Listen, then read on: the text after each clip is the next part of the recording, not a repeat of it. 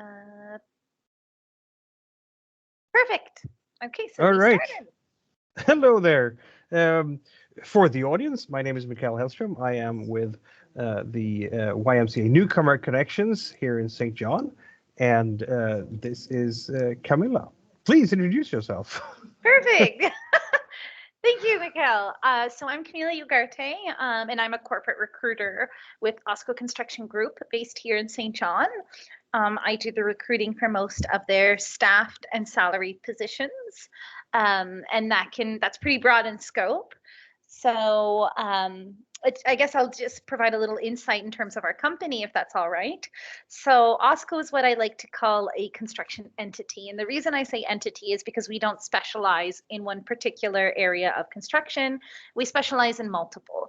So within the OSCO umbrella, there are four main divisions. That have a centralized focus. So we have a precast and ready mix concrete division. We have our steel and rebar division. We have our construction division, and then of course our corporate division, and that's where I fall under. So within corporate, you'll find all the support services for the various other business units. HR would fall underneath that. So I actually recruit for all of those business units within the maritime provinces. Indeed. And of course, yeah, I mean, an absolute pleasure to be able to partner with your organization, and I think we have had a lot of good conversations. So yeah, it's a pleasure to have you here and talk about this before this National Workplace Inclusion Forum that the audience will be watching this as a part of. So I have a few questions for you then, for the benefit of the audience, for this pre-recorded video, about our work in this region and OSCO's work in this region to promote inclusion in the workplace. Four questions, and I'll start with the first one. So why did your organization start with this? We have in this region the Newcomer Employment Champion Program, which is our equivalent of the Workplace Inclusion Charter that this conference is about. So why did you start with this? Well, I think, first of all, as any employer, you're looking at filling your organization with not just talented individuals, but future leaders, right? And as we look at St. John is becoming a hub for our newcomer communities and individuals looking to call this place their home, which is brilliant because when I first immigrated to Canada myself, um, I wouldn't say that St. John was the most diverse location. And I'm so glad that individuals are choosing to call this place their home. But in order for them to do that, they need to be employed. Mm. And we are very much a company rooted in the Maritimes. And we're very proud to be essentially established here in St. John. And what we want to do is be able to retain talent within province. And in order to do that, we need to look at all demographics of individuals and to ensure that we are, as an employer, cultivating an environment that's inclusive to them. The construction industry is one that's been around for ages and continues to develop and grow.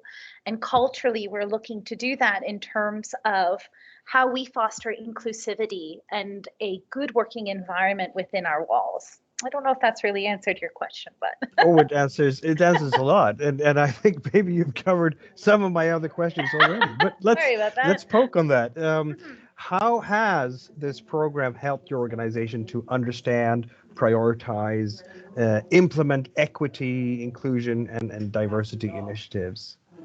I think a lot of it stems from awareness. There's so much that employers need to recognize when looking at creating a working environment that is inclusive.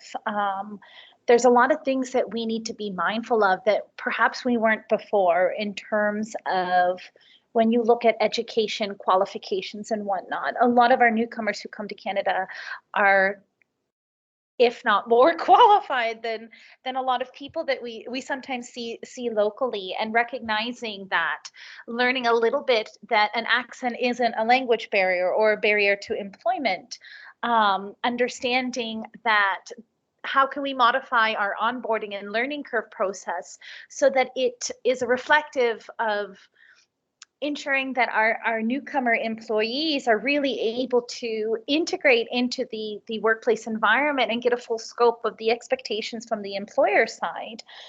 You need guidance to be able to do that. We can't really call ourselves experts. So partnering with the Newcomer and Employment Champions program really helps to provide some insight, some guidance, and some references on things that we might have not been aware of as an employer, and how we can be better at being more inclusive, not just in our recruitment processes, but in our hiring practices overall, and once we have individuals in our doors. Awesome. What kind of business or workplace benefits can you attribute to this program at this point? Certainly training for our leaders. So a lot of what we've done in partnering with the YMCA is looking at different courses and programs that can expand upon that education that I touched upon before that's needed, right, to create that foundation. So we had a few of our upper management and employees embark on a biases course that was offered through the YMCA to really make them aware of some of the hurdles that our newcomers face when looking to become employed. Other things we've done is to ensure that we are partnering with community partners like the YMCA that do so much to help newcomers become employed, so that they recognize the expectations are on our end and our processes, and so that's well communicated, and we understand that work that's being done with their clients, so that we have a better scope of the language courses involved, the training involved. So it's more about streamlining communication, really, in terms of how can we better educate ourselves, how can we communicate our processes better, and how can we modify those processes based on the feedback that we get from our community partners like the YMCA. And what is there anything that you would like to say to employers that are contemplating maybe signing a workplace inclusion charter or starting this type of work that you've done in their region? What kind of recommendations might you have? I think you need to see the value in every individual, and you need to be able to adapt your environments to be inclusive of all individuals, because if we're not growing, we're stagnant, right? And growth comes in multiple forms. It's not just in the technologies we use. It's not just in how many acquisitions we acquire within a company. It comes from the people. Your workforce is nothing if not filled with people who are happy, people who are supported, people who are educated. So you have to do your part in really recognizing what changes need to be made internally, so that you're able to bring this community of educated, brilliant, talented future leaders into the fold.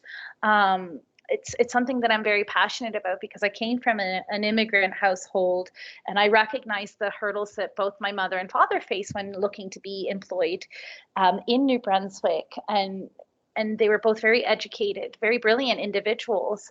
And I see the contributions that they have made to their working communities.